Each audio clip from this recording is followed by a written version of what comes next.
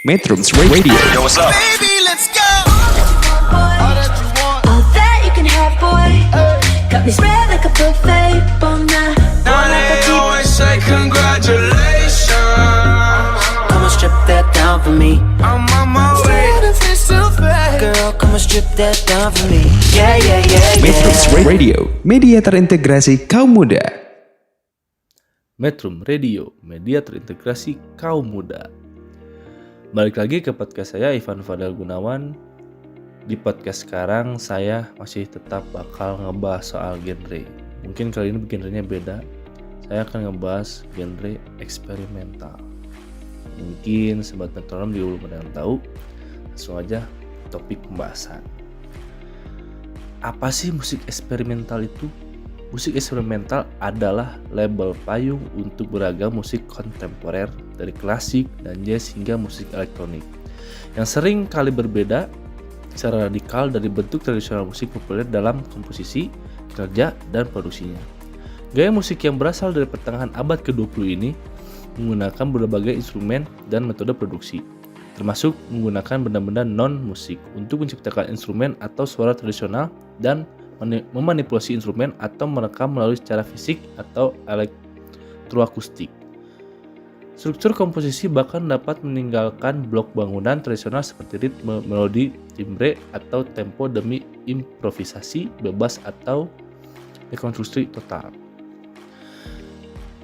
Meskipun istilah eksperimental dan avant-garde kadang-kadang digunakan secara bergantian, beberapa ahli musik komposer menganggap musik avant-garde yang bertujuan untuk berinovasi sebagai ekspresi terjauh dari bentuk musik yang mapan. Bentuk dan berfokus pada penemuan dan main-main tanpa niat yang mendasarinya. Ini asal mula musik eksperimental. Asal-usul musik eksperimental menelusuri kembali ke titik tengah abad ke-20. Berikut adalah ikhtisar singkat tentang label. Awal meskipun ada preseden secara untuk musik eksperimental, terutama musik klasik yang diciptakan oleh American Experimental School pada awal abad ke-20, sejarawan musik menganggap titik peluncurannya adalah tahun 1950-an. Selama periode ini, komposer dan insinyur Prancis Pierre Schaeffer mulai menggunakan istilah musique expérimentale atau bisa disebut musik eksperimental sebagai rubrik untuk teknik penulisan non-tradisional, termasuk musik elektronik dan musiku konkret, kayak komposisi di mana suara direkam dari kata yang diucapkan, bagian dan rekaman lapangan ke synthesizer dimanipulasi dan dilipat menjadi musik. Komposer Amerika John Cage yang menjadi tokoh terkemuka dalam musik eksperimental juga mulai menggunakan istilah itu untuk menggambar musik tanpa hasil yang telah dibentuk sebelumnya. Perintis kedua definisi tersebut cukup luas untuk memungkinkan berbagai artis komposisi berada di bawah label musik eksperimental.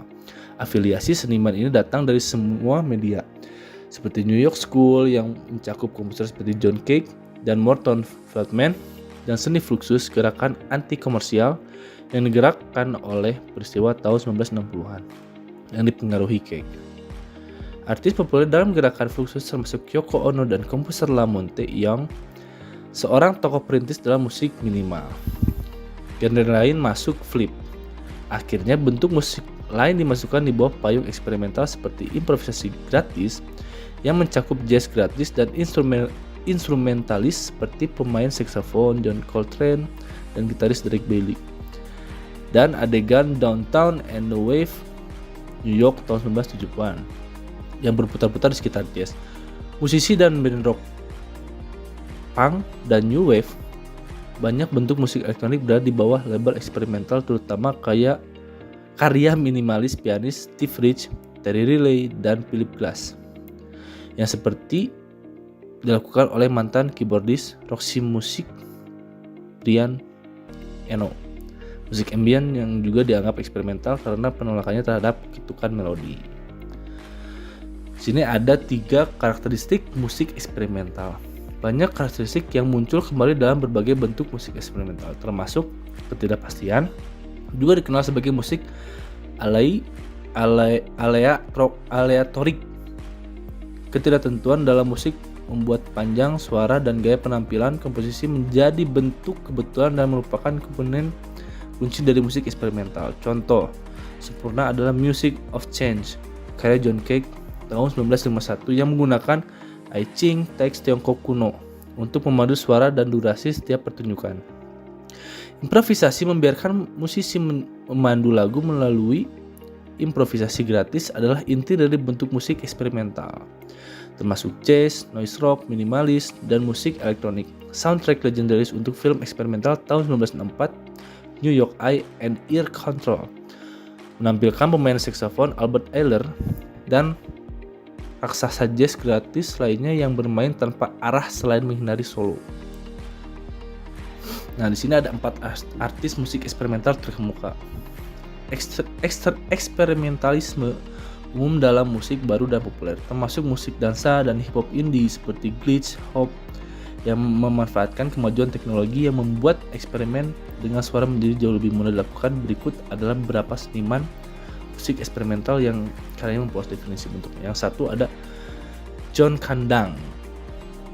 Musik eksperimental abad ke-20 berutang banyak kepada komposer dan ahli teori musik John Cage yang membantu menetapkan batasnya dengan komposisi yang berani dan imajinatif. Karya-karyanya yang paling terkenal termasuk 433 yang mengharuskan penonton untuk mendengarkan lingkungan pertunjukan dengan menginstruksikan para musisi untuk tidak memainkan satu not musik pun. Yang kedua adalah Monteyang, seorang tokoh terkemuka dalam minimalis dan drone. Siswa dan kolaborator Lamonte yang menjadi tokoh utama musik eksperimental dalam hak mereka sendiri, dari Terry Riley dan Tony Conrad hingga Lou Reed dan John Cale dari Velvet Underground. Salah satu kreasi yang paling terkenal adalah The Well Tuned Piano, improvisasi 5 jam lebih untuk piano solo yang dianggap sebagai karya berkelanjutan sejak diciptakan pada tahun 1964. Yang keempat ada Steve Reich. Penggunaan efek seperti looping, pacing, dan pulsing dalam bentuk minimalis terperkuat oleh komposer Steve Reich, seorang tokoh utama dalam musik eksperimental selama lebih dari setengah abad. Karyanya yang sangat mempengaruhi semua orang, mulai dari rocker indie Sufjan Stevens hingga gitaris New Age Michael Page, termasuk album tahun 1978 Music for 18 Musicians yang menampilkan siklus potongan musik berdasarkan 11 akord yang dimulai lagi setelah selesai. Dan yang terakhir ada Terry Riley, pembesar dan pemain musik terobosan. Terry Riley termasuk In C tahun 1964 dan album 1969 Rainbow in Curved Air. Yang keduanya mencakup pengulangan tidak terjauh sebagai teknik komposisi. Pengaruh karya Riley dapat didengar di organ perulangan dari Won't Get Full Again, The Who, dan bagian keyboard John Cale di All Tomorrow Party, Velvet Underground. Mungkin segitu pembahasan dari saya soal genre eksperimental. Semoga sobat metronom jadi tahu apa sih musik eksperimental itu. Ya, sekian dari podcast saya. See you next time. Bye. Metrums Radio, 'Cause I can't get crazy. media terintegrasi kaum muda. Cause I can't get enough.